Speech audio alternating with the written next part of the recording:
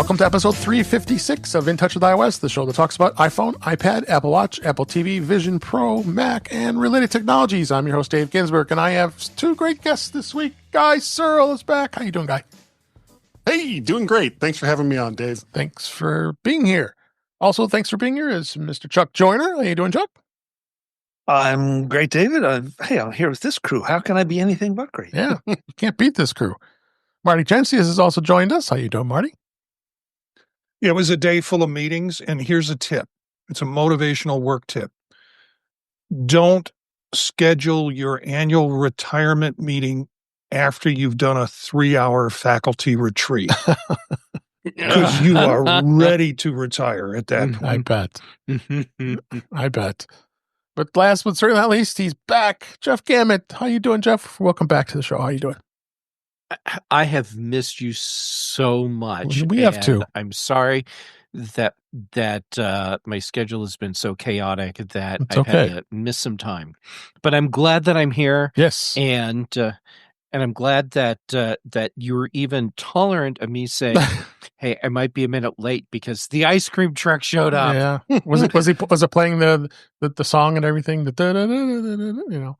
No, but I sang all the way Okay. from my place down Now- to the ice cream truck. Did you go there, Jeff, for the ice cream or the creepy guy that sells it?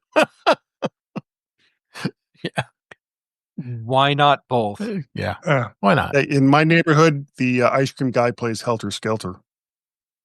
I want to come have ice cream with you. Jeez. Yeah, really? All right. So the normal things we talk about this week will be, as well as many weeks here, is In Touch with Vision Pro, In Touch with Mac, and we are going to hit up on some beta as we always do. But let's go ahead and start off with Vision Pro.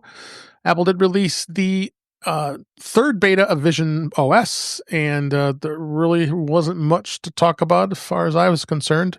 I went ahead and updated it. So did you see anything, Marty, that's relevant to talk about? No, it's like, what they say at accidents and other embarrassing situations. Nothing to see here. Just keep moving by. Keep moving. Just like Star Wars. You don't want these. You don't care about these droids. Not much to really talk about. With continuing on in Vision Pro here, we did put the release notes in there as well, so you can see that there wasn't much. This was like a Reddit post I wanted to kind of talk about a little bit. The Apple Vision Pro fatal design flaw. This was written up here in the past couple days. My Vision Pro has begun to reboot unexpectedly. I haven't seen that. It has happened when putting on a AirPod Max, adjusting how I carry the battery, and simply just turning my head. The Vision Pro can no longer be worn reliably without reboots. And it goes on to say that how he's using it and all that. And I've never seen this before. Have you seen it, Marty? I haven't seen it, but for him to be putting AirPods Max on top of the how do you do that? Vision Pro? Well, I guess you can I think it position gets to the. Yeah. I think it gets to the point that I think the article or the discussion goes on and talks about. That's point where the connector goes on for power. Yeah. And probably that's where the fraying is, and also the tension or torque on the power is that's causing it to drop out. I don't think that the Vision Pro is designed to be wearing headphones, period. I don't think I wouldn't. At least I wouldn't do it. So found it. I don't have an AVP, but do you mind if I jump in for a second? Please do. I'm calling bovine fecal matter on this. Okay, go ahead. This is not the fatal design flaw in this product. You know what? If you're going to sit there and try and say that what you're doing in this situation is a fatal design flaw, get over yourself. Yeah. Apple didn't design the product just for you. This is not a fatal design flaw. Learn how to use the product correctly and get off my lawn. guess that I'm cranky I- about this one. about sums it I up. use one battery pack all the time, and I have a second one for backup.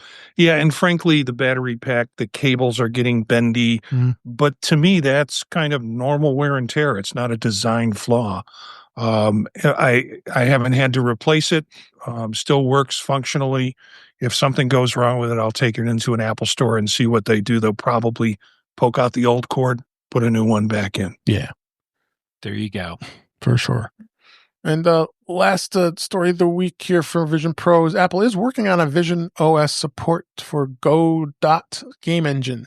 Apple engineers have offered to contribute Vision Pro support to the Go Dot engine, which is a free open source game engine that's available by game creators as an alternative to the Unity and Unreal. Godot is a cross-platform and it also supports PCs, mobile devices, the web, and more at the current time. But with Apple's contributions, games made with Godot could run natively on a Vision Pro. This was on a GitHub. On GitHub, there's a member of the VisionOS engineering team says that Apple wants to help bring Vision Pro integration to Godot with the aim of developing a VisionOS VR plugin. Apple engineers have already started contributing to this project and have pledged to continue development based on community feedback. This is good news, I think. Just seeing this something, especially something third party like this, Marty, don't you think? Well, yeah, but I think it's great. I think Apple needs to reach out to developers, offer support. They're doing exactly what they should be doing. And Mac Rumors, of course, in this article is doing what they always do. They take a piece of gold and they cover it with a turd, because the end of the article, the end of the article says Vision Pro has so far seen lackluster sales and waning interest in Apple users. But, just leave it alone. It doesn't need to be said, and it doesn't add anything to the context of what they're talking about in this article. Yeah, but it's got to be in every single story, for whatever reason. And yeah, that's a meme that's gotten really tiring. Yeah. Well, the other thing too, though, to be fair about it to everybody, it seems like I see that kind of thing in almost every story. Yeah. If there's a story, if the story has a positive focus, there always has to be a downer somewhere. And if the story itself is a downer, there always has to be like a silver lining that they try to find. And I don't get it. And Jeff, you've worked in that industry. I mean, is that an unwritten rule somewhere, or is that what they think is balanced? Okay, here's the deal. I don't think this is about being balanced. I think this is about throwing in your own or your publication's editorial perspective. And in many cases, I suspect this is being done to trigger engagement. So like when I look at this line, the Vision Pro so far has seen lackluster sales and waning interest from Apple users, both due to the high cost and the lack of content. If one of my writers, back when I was a managing editor, gave me that, I would come back to them and say, this is not the focus of this article. So what I want to know is, why is this there? And what evidence do you have to back this up? And if you have evidence to back this up, you just buried the lead. That's the story. So get this sorted out, and let's figure out, does that need to stay in? And if so, it needs evidence, or should this be a separate article? Basically, what I'm doing is giving them the opportunity to decide if they're throwing something in that's actually relevant to the story, or if they're tossing something in because they're just throwing their own editorial take. Well, didn't we see this as well with the iPad when that first came out? And the Apple Watch and the iPhone. And iPhone, yep. Yeah, I remember going to CES after Apple Watch was taking off and talking to developers. Why aren't you writing for Apple Watch? And they told me, because no one's buying it. And I'm like, holy crap. Seriously, you need to do some market research because you're leaving an entire product category off the table simply because you think no one's using it. Yeah. Oh, it's I'm cranky tonight, aren't I? No, Yeah. rightfully so. Even with ice cream. Rightfully so. Even with, once the ice cream kicks in, I'm just going to be all happy Sugar. about everything. And in our private chat, you did say it's pronounced Godot, right? Well, I don't know how they're pronouncing it for this, but I was always interpreting it as the Godot project, Godot. like waiting for Godot. Godot. And I thought that it was being done in a sense like, here you go. This is a thing that's never going to materialize, like kind of tongue in cheek. Yeah. And I have probably way overthought the whole thing. No. But maybe it's supposed to be Godot. I have no idea. I think of the actress Gal Gadot. She says it that way. So yeah, I think I want her to stay. yeah. That is such a literary reach, Jeff. I think, yeah, for most of us gamers. Yeah. Yeah, no, I get it. This is the cross I bear, Marty. Yeah. All right. Let's go ahead and move on. So we'll move to beta for this week. iOS 18.5 beta 3 has arrived, but there really aren't a lot of major features I haven't done a SETI on my 16E. They've talked contacts, photos, and emails. Apple Care Info is more elaborate. So there really wasn't much. Have you noticed anything, Marty, on the beta? It's forcing me to love my 16E even more. Yeah. Whatever, I don't know if that's built in the operating system, but no, I'm enjoying it. I'm seeing things come up that are summaries and part of what the operating system now, it seems like it's just flowing a lot better for those reasons and notifications and such. Mm-hmm. I don't think there's anything particularly unique about this new beta. Okay. Yep. I would probably would agree with that too. Bug fix. Yeah. You're running it too, right, okay. Yeah. Yeah. As a matter of fact, I'm not on the developer beta. Public. Yeah. I'm I've been on just the plain old public beta. It's okay. And I've noticed for me that mail is running better, Mhm. As well as I'm not having some of the problems that I had originally with CarPlay. They've mostly worked themselves out. Yeah. Seems to be okay for me. With that. So we go ahead and move on for this week. And we are now, we're talking about beta. There was also a release of tvOS and watchOS 11.5 and tvOS 18.5. Again, nothing of notability. Watch put in some context and timing, which was interesting, but haven't noticed much on Watch OS or tvOS for that matter. So it's nothing really to talk about. But the question is, when is iOS 18.5 going to be released? I'd like to know. And it's, if you look at Apple's track record, so 17.5 got released on May 13th. So, and 16.5 was May 18th. So it's been consistent in the last three upgrades that it was going to be out in May. So it looks as the way they're pacing these updates that we may probably fit into that category. What do you guys think?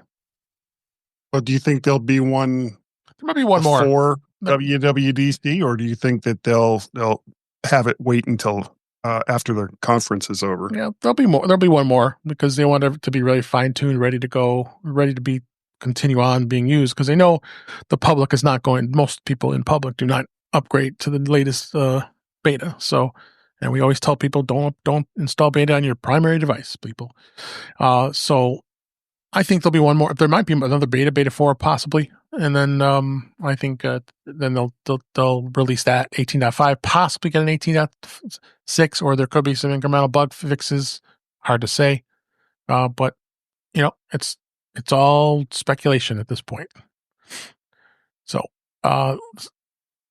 let's go ahead and move on to Mac this week. Apple did release 15.5 beta 3 of Sequoia. And there really isn't much notable that we've had been talking on this because they seem to think Mac OS is winding down and with the beta, and we'll be seeing Mac OS 16 more likely. That was announced in June. So I don't know if you, Marty or a guy, I don't know if you're running it on your Mac, but Marty, have you seen anything with Mac? Yeah. I haven't seen anything. I just this week I switched from one primary computer to the other, and I've been catching up on the other. So I'm running my Studio 2, trying to do most of the production off of that, where I was running my Mac Mini M4. And so I on the Studio, I have not added on the developer beta, but I'm running public beta on that. So I just haven't seen anything remarkable about it. Yeah. Okay. Any other thoughts from anybody else before we move on? All right. So let's go on and move on to a celebration. Today, on this date, as we're recording this, April 24th, 2015, the Apple Watch came out. Happy birthday, Apple Watch. 10 years. Woo-hoo. It was There's a 10. It's been on the... But on, sing? What's that? I say, should we sing? I don't know about that. Happy birthday. Happy. Guys, I might get a strike. Watch that's having a birthday. So if you wear two, it's like wearing a swatch. Oh my gosh, you're funny. So it was as we got an article here from Apple Insider that years after the rumor started, month after it was announced, and week after pre-orders began, the Apple Watch became a reality for millions of users starting on April 24th, 2015, including me. I had the whatever, if you want to call it, the first gen or Series 0, whichever we called it. He says, unless you were seriously into Rolex, here's a decent chance that you stop wearing a watch once your iPhone became part of your life. And I would agree with that. So it took a number of years to develop and patents and all that stuff that happened.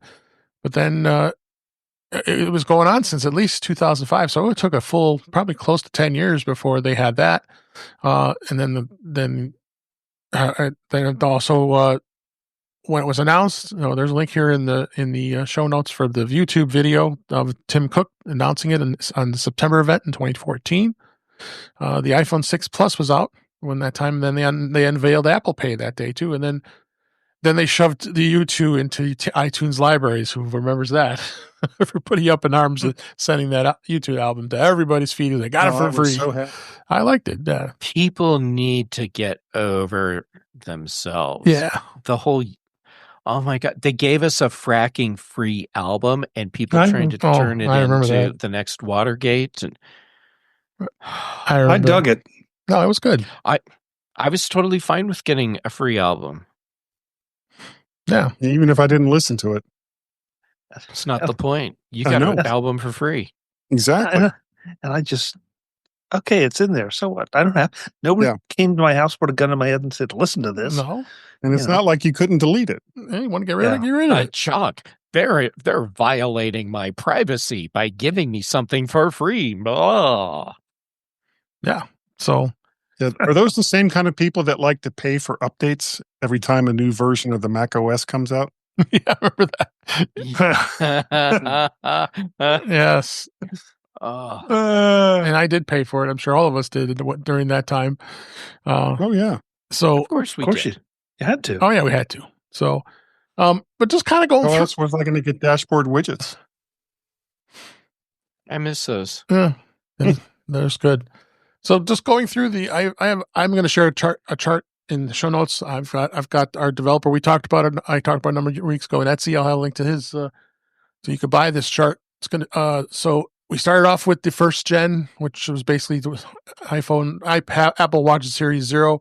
Then you had the first gen that came out, and then you had Series 2. I'm trying to think of what I owned. I think I kept the 0, skipped the first gen, and then went to Series 2, and I believe Series 3 I went with that, and then Series 4 I had that, and Series 6 I skipped. No, I didn't go to 6. I had 5, and then I skipped 6, and then went to 7, and then I skipped 8 and went to 9, and then we have 10. So what do you guys remember with Apple Watch, or what stands out to you over these 10 years? I'm going to start with you, Chuck. Oh, wow, Dave. It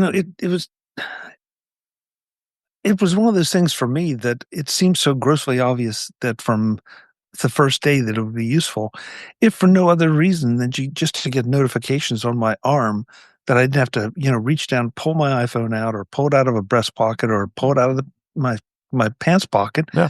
But be able to see what was right there. And so that just sold it for me right there. And that was my baseline. And from there, it just kept getting more and more valuable. Because then you could, not only did you get notifications, then you could reply to texts as opposed to, again, having to pull your phone out. And now I think one of my favorite features, and I know there are people that are going to disagree with this because they really want to walk around their house and say, "Hey, S lady," and then they gripe about how it doesn't respond, Mhm. when all I have to do is reach down, pull up my watch, push the button, and say, whatever, set a timer for 10 minutes. Like an And animal. And it works like an animal, but it works. It's not a source of frustration. It's like, okay, that's what I need to do right now until it becomes bulletproof another way. So, and between those two, there've just been a lot of really nice incremental improvements that I use now without even thinking about it. And in fact, the other day, I don't quite know how it happened, but I actually forgot my watch, and I knew about it in about 15 minutes. I forgot to put my watch on because it was now just such a part of my life and I use it so much. And even though I'm sitting in front of a screen with a perfectly good clock up in the corner, that just tells me all the other things that my Apple Watch does for me. So, yeah. How about you, Jeff? What's your thinking of Apple Watch for over all these years? When the original came out, the Series 0, I totally get why people were very skeptical, Yeah. Especially since they had the stupid gold. expensive gold Yeah. model that we all knew was going to be worthless in a couple of years. It turns out that was true. I bought the Series 0 because I needed to review it for Mac Observer, and I had stopped wearing a watch a long time ago because I just don't. So I expected to get the watch, do the review, and in that 14-day window, return it. And here I am still wearing an Apple Watch today. And I haven't upgraded from the Series 8 because because when I was ready to upgrade, the whole lawsuit had already gone into effect, limiting the features you can have in the US. So I'm like, no point in updating my Apple Watch to lose a feature. But I still wear it. And for me, it's a tool much like Chuck's tool, where it's a second screen for my iPhone. And it gives me access to information that matters to me right now because I've dialed in all of my settings for notifications. And it ended up ultimately replacing my Fitbit. And had Fitbit not been so obstinate about keeping all of their technology siloed, and they didn't want to integrate with HealthKit. Had they gone ahead and done that, there's a very high likelihood I would not have continued to use an Apple Watch, and I would have stuck with Fitbit. But the whole HealthKit support is like, I have an integrated thing here, and now it's my fitness tracker too. So it's become a very useful tool for me. I still don't like wearing watches, but I'm used to wearing a watch every day. Absolutely. What about you, Marty? What about your first thoughts about the Apple Watch? That was about the time I started my technology slush fund, which is basically get a reimbursement check from a travel expenses, I should have sent, and I did send it directly to Apple. And so I got the first gen, and what I remember of it, it came in like a hat box sized box. Yeah. It was a huge box from what they are nowadays. And true story on this is, as I upgraded my Apple Watches, my now ex-son-in-law didn't have one. And I said, well, go ahead, you can take this first gen one. And I thought, I'll never see it again. Well, he gave it back to me about 2 or 3 years after that, and I still have it. I was looking for it earlier in one of the desk drawers down here. So kind of nice.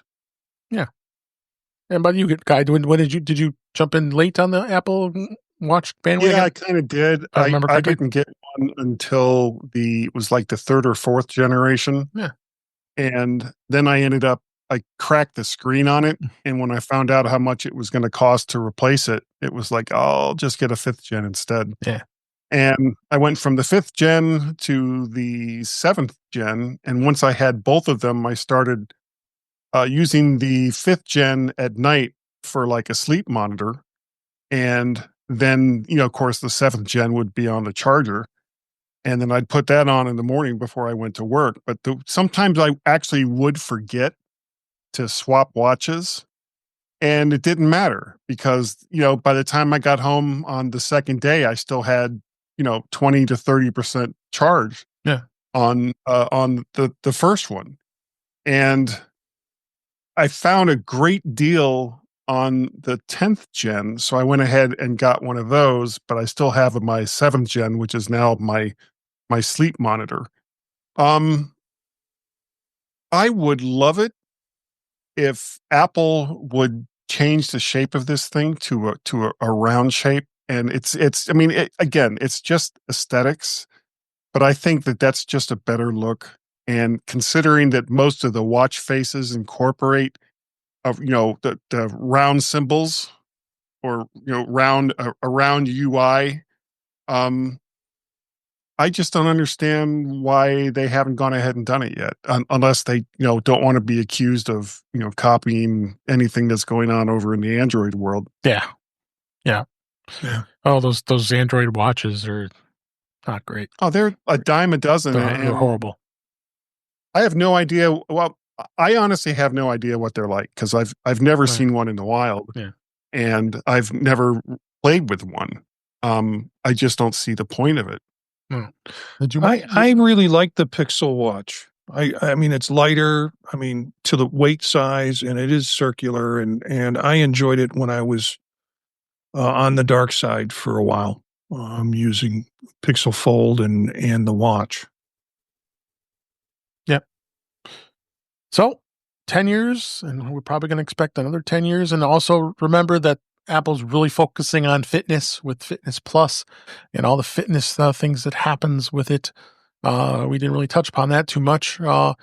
So, being able to measure your doing your heart monitor rate and your pulse and a lot of other health things that you can manage very easily on the watch. So it's really progressed quite a bit, including the fact that it has saved so many lives over the years. We've been reporting this for about the 10 years, over all the show we've had here, about 9 years, I think.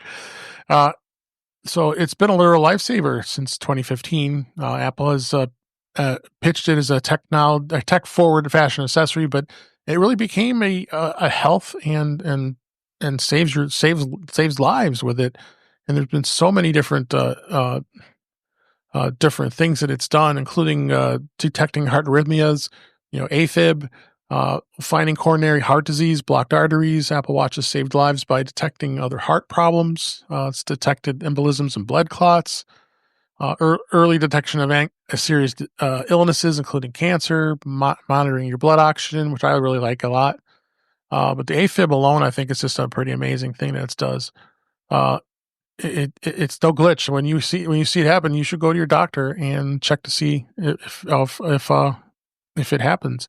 Think of examples like NBA star Sean Elliott was alerted to AFib, and not despite feeling no symptoms. He went to get medical attention, and it turned out he did have it. So in Apple Watch 4, the ECG feature came out. You've got that, and just on and on. I can go on with some of these things and how many times it's saved lives. I got a good link in an article here that. And there's even a chart here that shows the most common health issues detected by an Apple Watch. So, what do you guys think about this part of it, Jeff? I'm going to start with you. I think it's actually super cool. I had an incident myself several years ago where my Apple Watch was instrumental in a serious health issue for me. No secret, I have a dairy allergy. And I had been, I don't even remember where, but somewhere, and whatever I ate, it had dairy in it. And one of the problems I have, which I totally get, people may not notice a change for me, when I get dairy in me, my cognitive skills tank. Wow. And so I was having breathing issues. My heart rate skyrocketed, and I didn't realize I had a problem. And not because I don't pay attention to my body, but the cognitive skills are gone. And it was because of my Apple Watch and the data it was collecting. It showed that my heart rate went up and stayed really high for a while. And I happened to be on the phone with a friend, and they're like, "Hey, something's really wrong." And they asked me to look at my watch, and I'm looking at the numbers, and they said, "Oh, your heart rate's been at 120 for over an hour. There's a real problem." It is. And, so then I was able to get medical help, and ultimately I was fine. But I do credit my Apple Watch with being a key element in helping me when I was slowly ramping up into anaphylactic shock. Oof. What about you, Chuck? What's your thoughts on this with the health and the Apple Watch? I just feel like I see it as two things. I see it obviously as a way to promote improving your health and by making you more active and making you more aware of it. But I'm with Jeff. The preventative stuff and the emergency part is one. I just think everybody should wear an Apple Watch that's over the age of probably 40 and probably under that. It's and I've shared the story about my girlfriend. She fell in a parking lot, and it alerted me. And I just talked to her, and my watch says she took a fall. It's like, no, she didn't. I just talked to her. Well, she had, and the watch. She was just with a friend, so she wasn't alone. But before any of them could do anything, the watch had alerted emergency services, alerted me, and I was able to track her as she was going from the place where she fell to the hospital. Yep. So I knew where she was at any given moment. I mean, and again, she had somebody with her, so that was not a problem. But just that kind of sophistication that now is available at a relatively inexpensive price. I realize it's not for everybody. Not everybody can afford an Apple Watch. But if you can, man, it just seems like a no-brainer. And I also see a physician for something, and every time I go in, he says, he looks at my wrist and says, "Okay, I don't need to pester you," because he tells all his patients to wear Apple Watches. Nice. So, Love it. It's almost at this stage, it's just get it. Yep. How about you, Guy? Well, like I said, I use mine for sleep tracking. I use mine for keeping track of the number of steps that I take for various reasons. And when it comes to general maintenance of what's going on in your body, I don't think that there's a device that's better at doing that. So Apple definitely has a hit on its hand, and it's just something that I think Chuck is right. If you're over the age of 35 or 40, that just save a couple of shekels a week and go ahead and get one.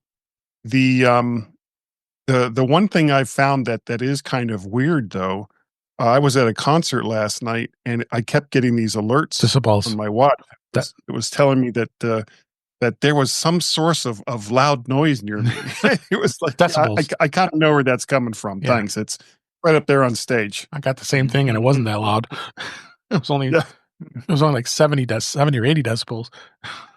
Oh, I went to a DC Defenders UFL game, and it was the same kind of thing. Something exciting would happen on the field, and all of a sudden my watch would start buzzing on my wrist, and it was just because the decibels were getting too loud. Yeah.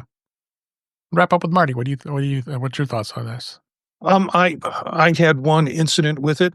It is, I've always kind of told my wife, this will help me if I need it. It's got some medical reasoning for it. And we're sitting together at the vet with our dog. I'm not feeling anything really out of the ordinary, but I start getting notification that I've had elevated heart rate for a period of time. Mm-hmm. And they hadn't given us the bill yet. So I knew it wasn't that.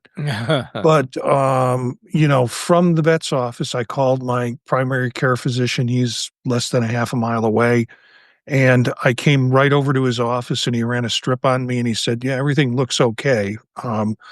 But it was a good warning device for me. You could say physicians get upset because people are wasting their times with false positives, but my physician is not like that. He's much more grateful when he can use the devices for such things. Sure. And he checks a lot of stuff on my Apple Health app when I come in. He wants to take a look at incidents and things like that. So nice. Yeah, that's great news. So, that's the big thing. Use the health features on the app. It's a huge saver of a lot of people. That's for sure. So, all right, let's go ahead and move on to the news this week. First story here: Apple's iPhone 16 ad highlights a key advantage over Android smartphones.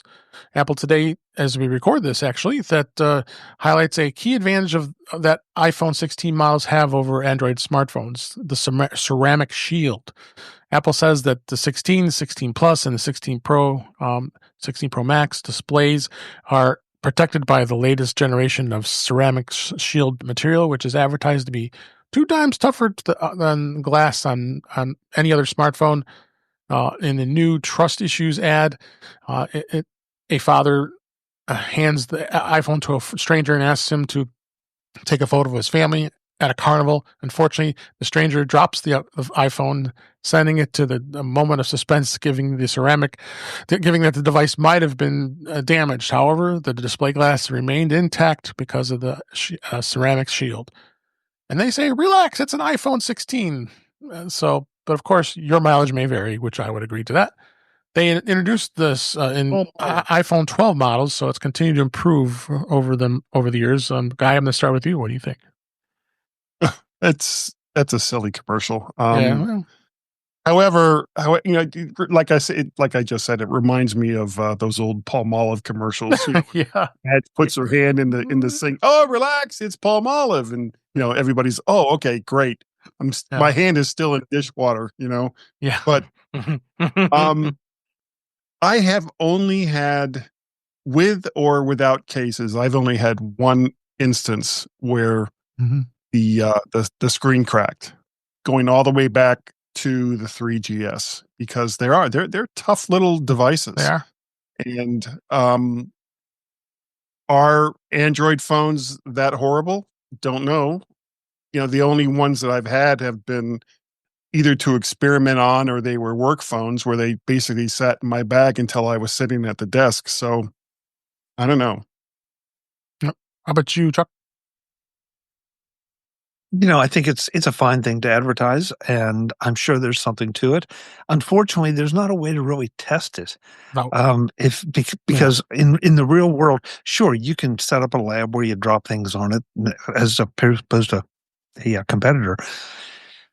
But, in the real world, you never know what your phone's going to drop on. It seems to always inevitably drop on a corner. Yeah. But other than that, is it going to land on a rock or something? Mhm. Even if it goes down flat on that rock, it's dangerous. So it's great. I don't know.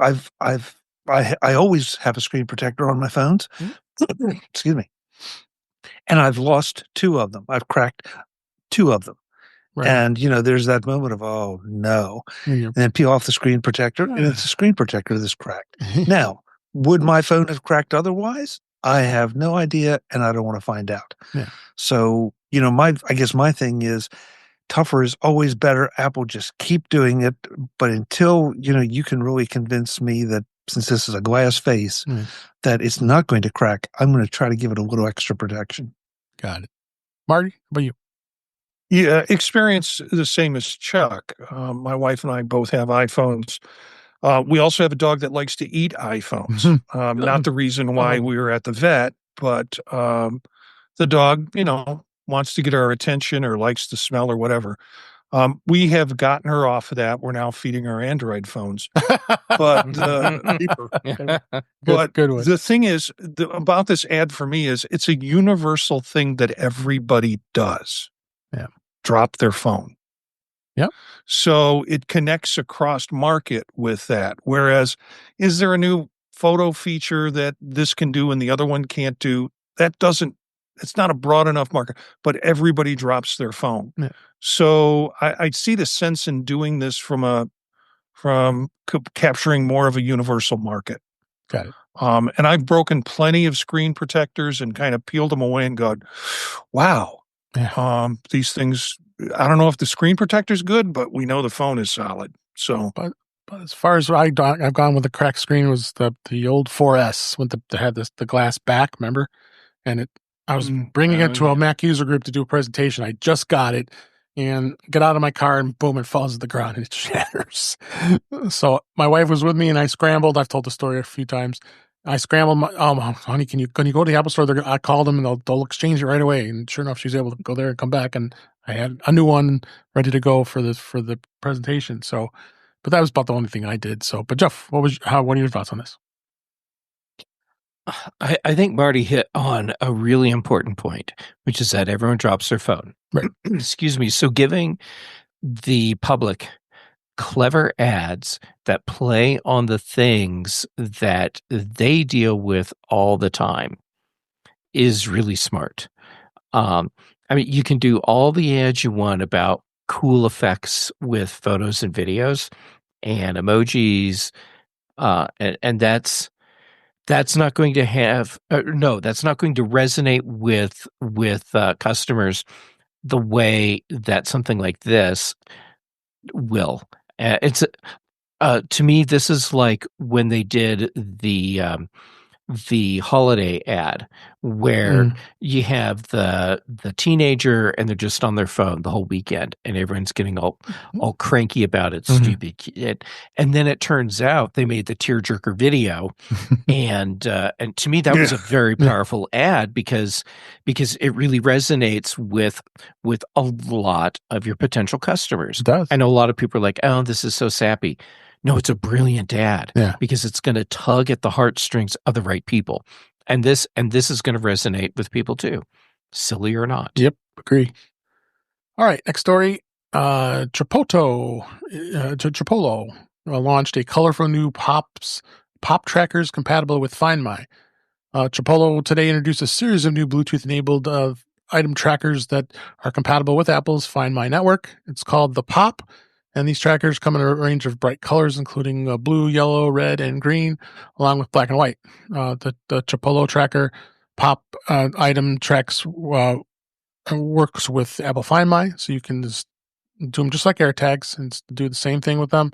Unlike AirTag, the Tripolo is equipped with a CR2032 battery that lasts for about a year. Well, that actually like a year AirTag, I should say. I'm sorry. And it's only 6.6 millimeters thick, a little thinner than the AirTag, but it has a 300-foot range. So, Chuck, have you ever talked to these guys before? I don't know if you had or not, but this seemed kind of cool. Yeah, I talked to him a couple years at CES, and they make great products. They were one of the first to come out with a credit card style tracker that you Right. could put in your wallet easier than you can, Mhm. a regular AirTag. Yeah. But yeah, I mean, and the last time I don't mind telling this story, and you can go and hear them tell it on if you go to the Mac Voices archive. But Mhm. they had a batch of cases come in that were not up to their standards. And so they instead of junking them and just putting them in a landfill somewhere, they went ahead and built their AirTags with them because there was no functional difference. It was strictly cosmetic. Yeah. And then they turned into their marketing campaign. Nice. And it was brilliant the way they did it. So, me, I'm an Apple guy, but I can heartily recommend Chipolo if these nice bright colors are your thing and Yeah. the size fits what you're looking for. About you, Marty, anything thoughts on this? I like the bright colors. I do. Because when I steal somebody's bag, it makes it easy for me to know what I need to cut off the bag and leave behind.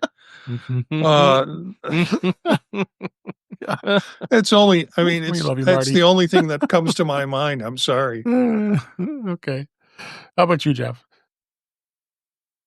I like seeing options Yeah. for devices like this. I agree. What I like about this Chipolo product is that this is going to come across sounding horrible. They look kind of cheap. And I'm saying that in a positive way because if you see an AirTag on someone's bag, I think the psychological thing is, oh, they've got money, they have Apple products, there's probably valuable stuff in their bag.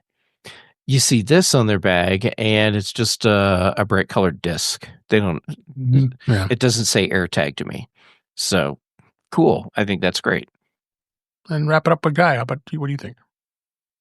As long as it's compatible with the Find My network, they're bound to have a hit. I think that it's a good idea. I don't want to say latching on, but they're certainly tagging along with probably the number one tracker that's out there right now. So if it's less expensive, I think they've probably got a winner. Okay. All right, let's move on. The MacBook shipments, they've surged, but customer demand has remained unclear. Apple shipped significantly more MacBooks during the first quarter of 2025, outpacing the broader PC market, according to new estimates from Counterpoint Research. The overall PC market grew to 6.7% compared to the same period in 2024. Apple led major vendors with a 17% increase in unit shipments. However, the report attributes much of the industry's first quarter gains to accelerated shipments as manufacturers have moved to avoid a new tariffs that are coming from the president later this year. So Apple reportedly is sharing its global PC shipments from approximately 9% in the first quarter of 2024 to 10% in the first quarter of 2025. So, and Lenovo retains the largest market share overall. Apple typically reports product revenue and doesn't do unit shipments, as we know. So, Chuck, what do you think on this? I'm one of those people. All the talk of tariffs earlier this year, before any of the real craziness started, I figured it was time to do an upgrade to my MacBook. So I got a MacBook Pro M4. Now I did buy it on the refurbished store from Apple. So I don't know how that figures into the sales figures, but I think a lot of people were thinking that. And especially if you had been running an M1 and you felt like you had the need for it, it was an obvious time to do it because, look, who wants to spend even an extra $100, let alone what ended up happening, or may not be happening. I don't know. What time is it? As far as the tariffs go. Yeah. But yeah. I think it did push sales a bit. What I'd love to know is just how much it pushed everybody else's sales versus Apple's. Because, let's not overlook the fact that the M4 was out and had gotten such great reviews. And so I personally think it was because I'm judging it by myself. I didn't upgrade to the M2. I did not upgrade to the M3. The M4 seemed to be so much more powerful that it was a jump I was willing to pay for. Yep. How about you, Marty?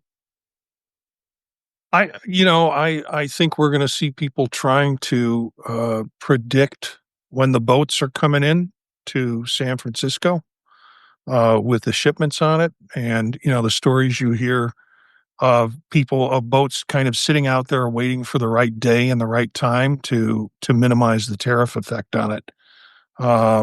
Yeah, I'm not in the market for this because I've got one before all the craziness started. But I'm concerned more also about any other new products that come out this year that Apple might release and that I might be interested in. And Guy, what do you think? It's part of the reason why I bought the M4 Pro Mini. Yep. So did I. Back in March, I think it was. Yep. And yeah, who the hell knows where the tariff numbers are going to go tomorrow? I'm sick of the whole thing, and I wish that all of the people involved would just go away. And that good transition over to Jeff. Final thoughts. Guy nailed it. We're talking about stupid people that need to go away. Maybe there's someone that has rockets that cater to the extremely wealthy, and we could just calculate out the delta V and throw them in a wide solar orbit, because it takes less delta V to do that than to shoot them into the sun and just get rid of them. But seriously, the tariff thing, everyone's been talking about the tariffs. Mm-hmm. Yeah, we're going to see all kinds of shipments surge. Well, not just Apple, but tons of companies Definitely try and get product in the United States before they get hit with crippling tariffs for whatever it is. Yeah. So yeah, of course, MacBook shipments are surging regardless of what demand is for the product today. Yep. So that rocket guy, is that Jeff Bezos? Oh, right. Both of them. Yep. but we could do it. Here's what we do. Okay. So we create this scenario where they think they're now in competition, and they're going to get into their whole swinging match, if you will, and try and outperform each other, and we will get a lot of rockets built quickly that all of these problem people with too much money will line up to get on, and it doesn't matter if they're reliable or not. We just need to get them up out of the atmosphere. Mm-hmm. So what you're saying is Katy Perry deserves a second flight. Yes. Yes. If she wants a second flight, who am I to stop her? Yeah, that's true. All right, couple more. I'm withholding my comments. Yeah, I'll move on. Let's. We have a couple more stories I want to hit before we wrap up here. Max, of course, that's HBO Max, cracked down on password sharing with a new extra member feature. Following the footsteps of Netflix and Disney Plus, the streaming service Max is going to start cracking down on password sharing between multiple households. Max did debut a extra member add-on feature, which is designed to allow users to pay a fee for sharing their Max subscription with someone else who does not live in the same household. Extra member add-on is $7.99 a month, and on top of the base subscription price. Max with ads, it's $9.99 a month, while the standard plan is $16.99 a month, and the premium plan with 4X is $20.99 a month. So they're charging them quite a bit here. But the $7.99 a month is a extra add-on member is only just cheaper, but $2 by the ad-supported plan. So if you want to add someone now, you're out there sharing your passwords, I'm not going to publicly admit it, but you know how that is. But yes, it's like they're following in the footsteps of Disney Plus and Netflix. What do you think, Jeff? I think that that streaming services are addressing the wrong problem. Yep. And they're focusing on, well, how do we get these people to pay for more services or to have more people paying for the service? The real question they should be addressing is, how can we make our business model so that the price is palatable to our target audience? And that's not what they're doing. And so they will continue to see people do the sequential subscriptions, meaning you sign up for one network long enough to binge through the show you want, then you cancel, sign up for the next one to get through that show, and then cancel, and until they address their real issue. That's what they're going to see, and they're going to continue to see people trying to find ways around getting blocked or hammered in any way for password sharing. Yeah. One thing I'll add, I just looked at the Help Center on their Macs. It says the extra member add-on is available to Max subscribers billed through Warner Media and not part of the Disney Plus, Hulu, and Max bundle, which I have. So I guess maybe I can't do it, or are they going to crack down? That doesn't say. But Chuck, what do you think? I'm somewhere between Jeff and the company. I agree with Jeff completely on the pricing, and there are times that I think that they could milk more money out of this, put it within $2 of a regular subscription. Yeah.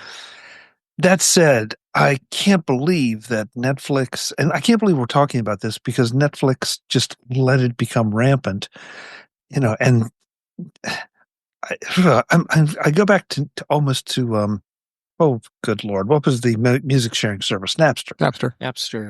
That all of a sudden things got so big because it was free, or people were sharing things, and sort of the same thing here.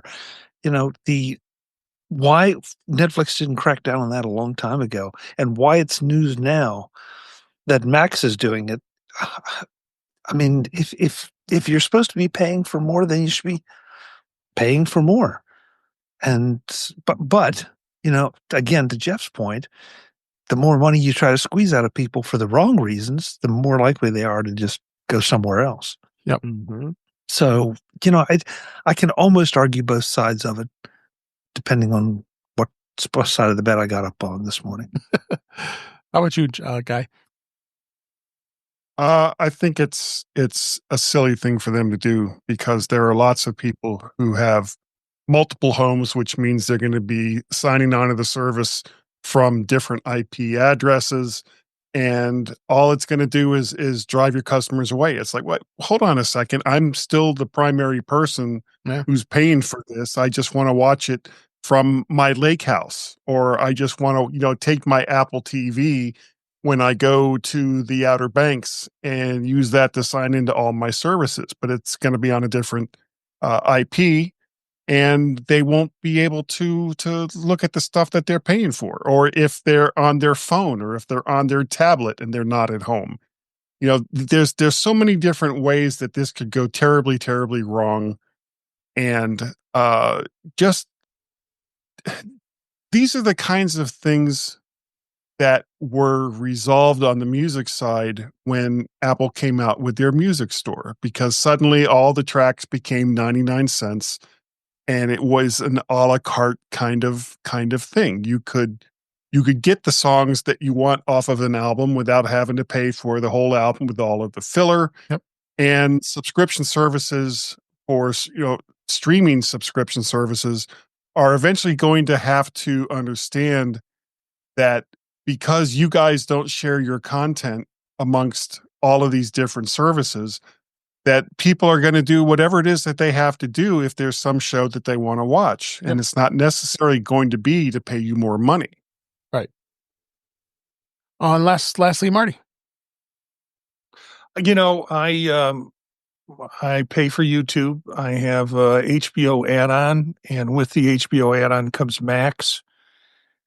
And frankly, I'm more interested in what's on Max than what's on HBO. What's been on the HBO network has been kind of dull. And so I'm more interested again. What's in Max now? What does that mean when I have 5 or 6 different sign-ons or 5 different sign-ons on YouTube, and my son, who lives a mile away from me, is using it as his TV service? How does that all add up? And is he going to have to start paying for service on his own? I got to look at what I'm spending on this service and figure out I might as well just buy the one movie I want to watch anyways, or at least rent it from Apple and keep it that way, or see it that way, than paying increasing fees and repetitive fees to use the service. So Yep. Preach it, Marty. One more thing before we get off of this. Yeah, This is the same kind of dilemma that cable companies had when streaming services came out. They found that people didn't want their huge bundled services with hundreds of channels that nobody was watching, just to get HBO or just to get Cinemax or whatever the service was. And the streaming services, there's going to be a fallout, and a lot of them are probably going to go away or be swallowed up by other streaming services, and we'll see where it all shakes out. But it's not sustainable. Everything that they're doing now is not sustainable, and they're going to be sorry in the long run that they couldn't share the pie. Yep. Well, Guy, you hit on something that I found to be very interesting. When we started really complaining about streaming content services, it was after the cable services became streaming content services, and all of a sudden they're treating the streaming services just like they did their cable offerings, and now we're in the same boat we were. All we did was change which cable physical line is bringing the information or the video into our homes. Yep, for sure. I agree with both of you. I would happily pay more money than I'm paying now to somebody if I could just pay for what I wanted. What I wanted. I don't need your bundles. I don't need Discovery.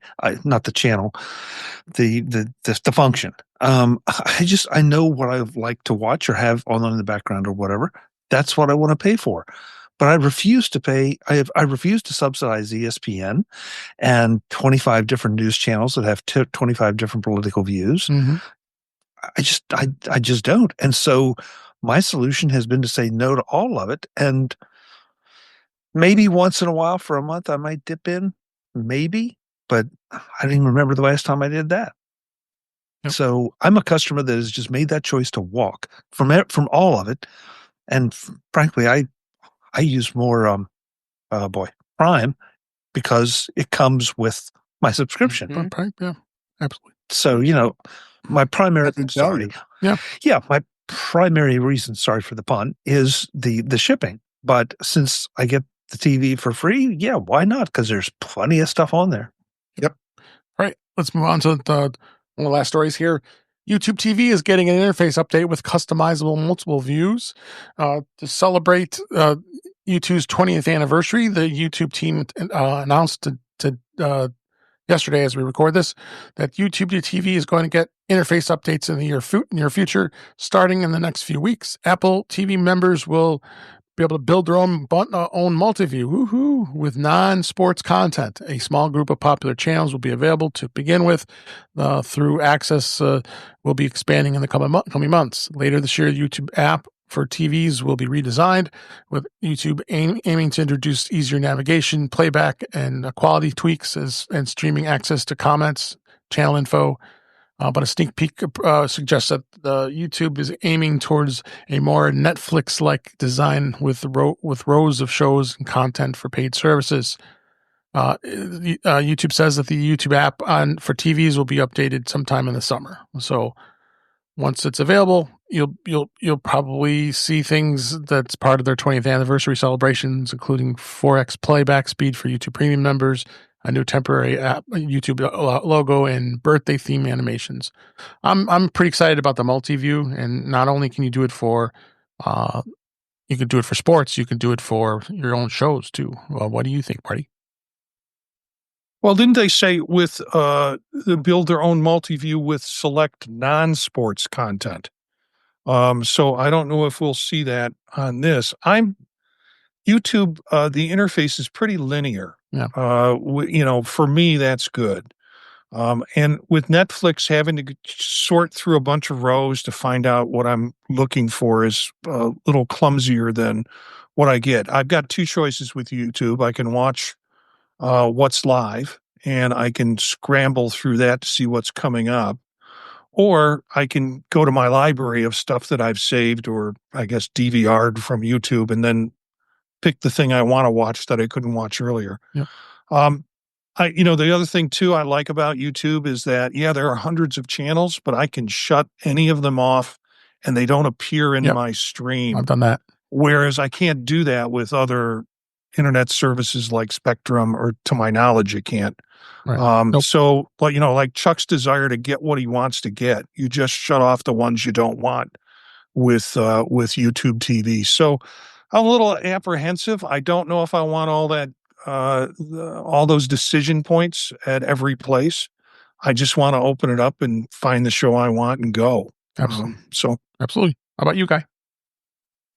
I'm anticipating having Star Trek 1 through 6 on various screens and just switching the volume about every 30 seconds and eventually just dissolving into a little pool of Star Trek goo. I'm not sure. Especially since it's going to be non-sports related. You won't be able to have multiple NFL games. You won't be able to have multiple, of the various leagues that are out there, because they all have services that do that you have to pay for. So they're not going to let you do that. And I doubt YouTube is going to have the licensing permissions to do that as well. Well, you already can do. They set the multi-view when the games are on. So, what if there's like 4 games on at once for the NFL? There wouldn't be. There's only 2 because the 2 major networks show it at any given time, unless you had Sunday Ticket, of course.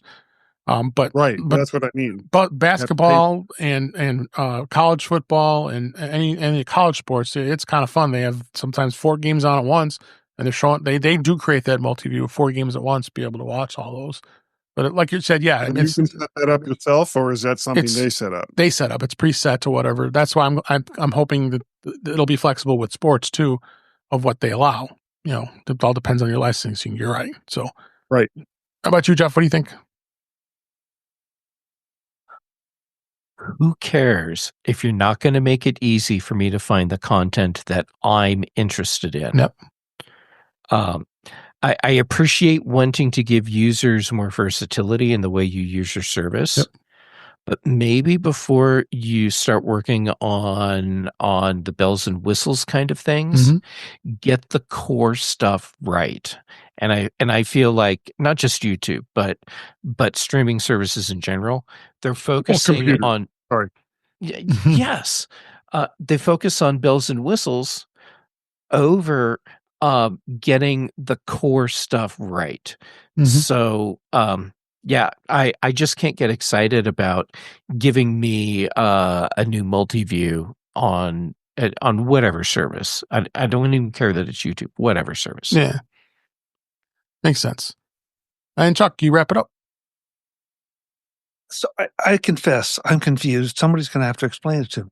All right. Does multi-view mean, setting up so that you can easily access Star Trek 1 through 6?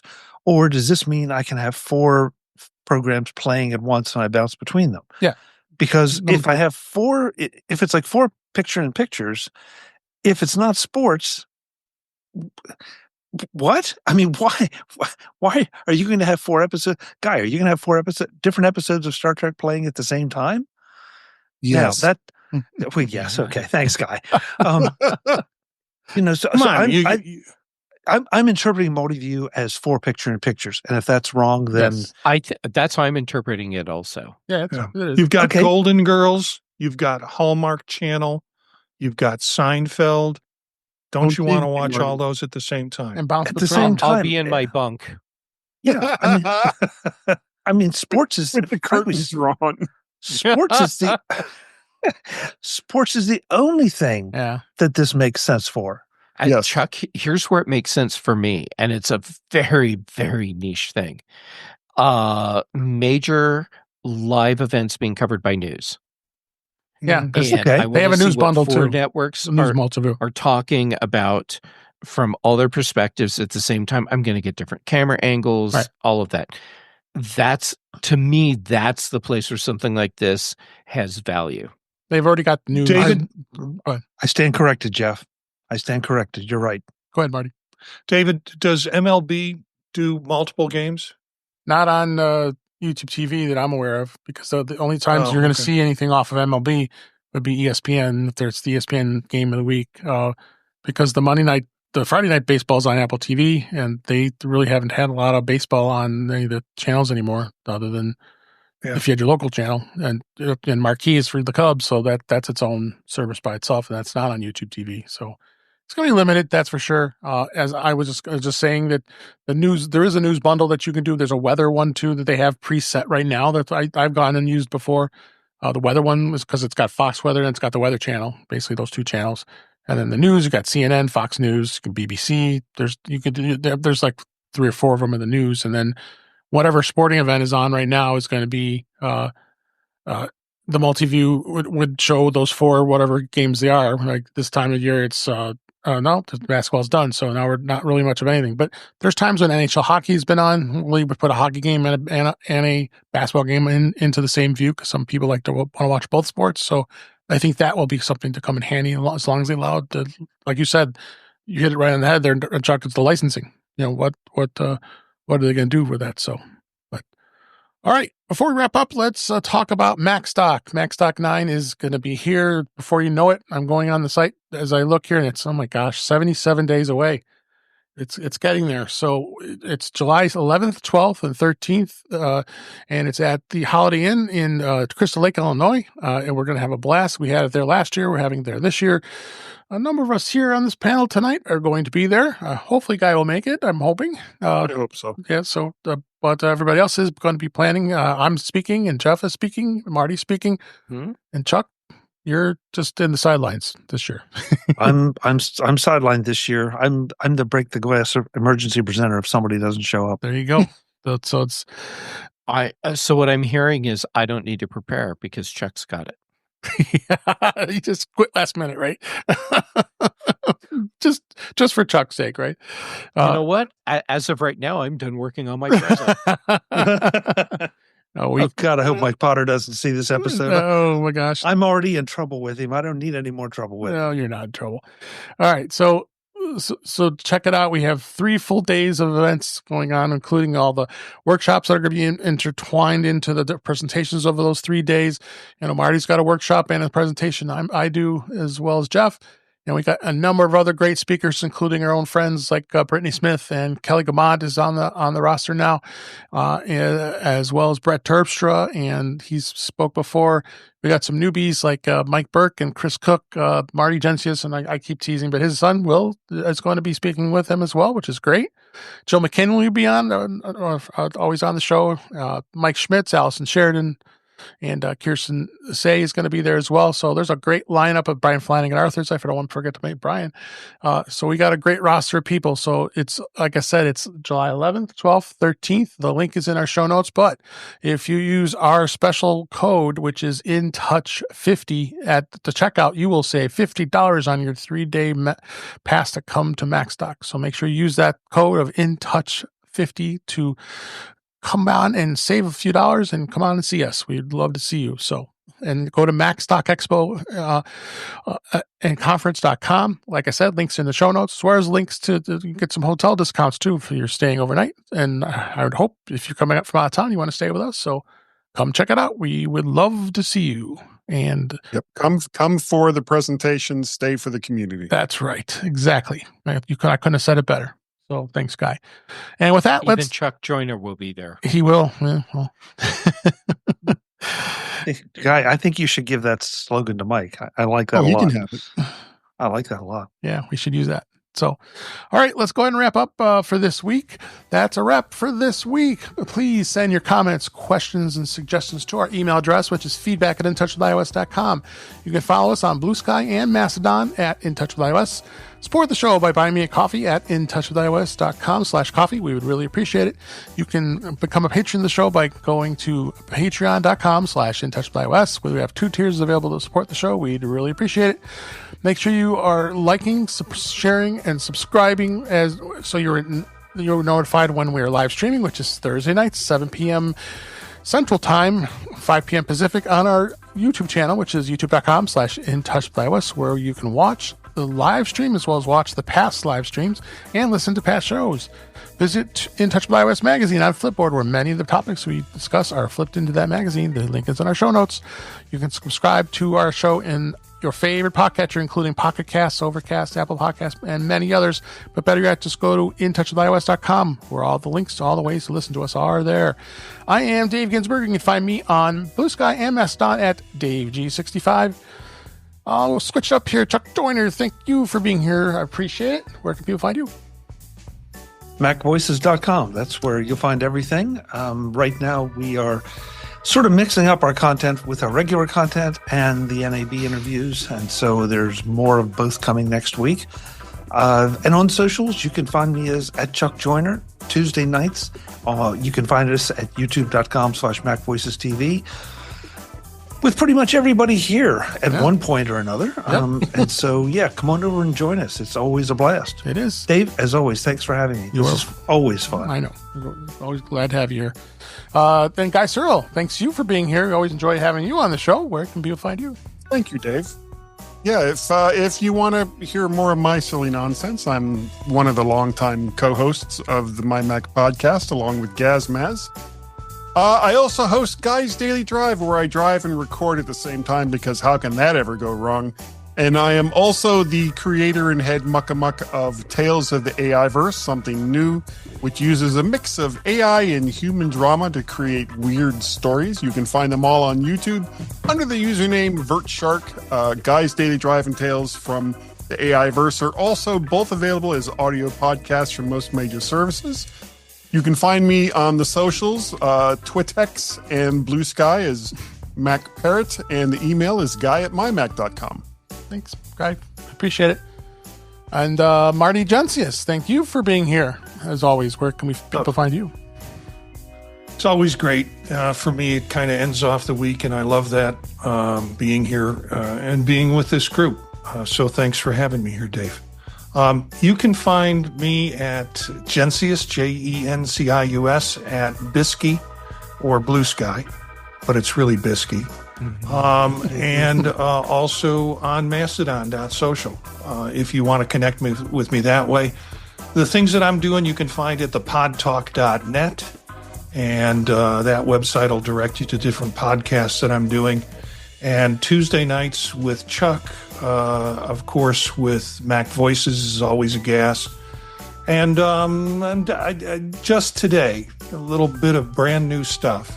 I finally poked the bear and got my co-host on Tech Savvy Professor, and we have decided on a time and a day where we can record. So we're going to start recording episodes again of the Tech Savvy Professor. We recorded our return episode today, and that should be in the can and out soon. So good deal.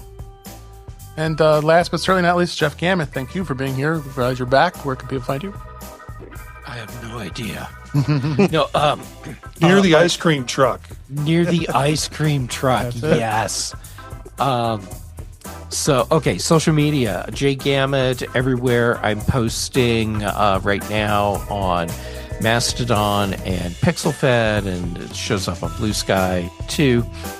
And then for shows, when my life hasn't completely gone off the rails, on Chuck Joyner's Mac Voices Live here on In Touch with iOS. Thank you to both of you for being so patient and tolerant of me. Then on the British Tech Network, The Big Show and The Mac Show. Brian Chaffin and I do The Context Machine, and Patrice Brendamore and I do Retro Rewatch. Excellent. Thank you, and thanks you for listening. Thank you for watching. We really appreciate you being on the show. We really enjoy doing it. And we'll be back again next week. And until that time, thanks again for watching and listening, and we'll talk again soon.